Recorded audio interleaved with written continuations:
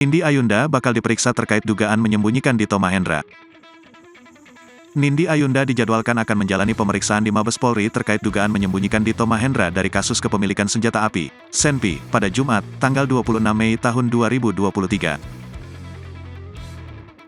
Hal itu disampaikan oleh Dirtipidum Bareskrim Polri Brigjen Juhandani Puro Raharjo saat dihubungi awak media, Selasa, tanggal 23 Mei tahun 2023.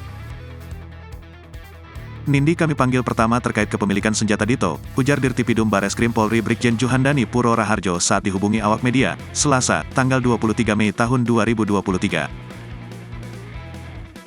Kemudian, Juhandani Puro Raharjo menjelaskan keterkaitan Nindi Ayunda lantaran diduga menyembunyikan Dito Mahendra yang saat ini menjadi tersangka atas kasus kepemilikan senjata api. Itu semua berhasil diungkap usai tim kepolisian menggeledah kediaman Dito Mahendra beberapa waktu lalu.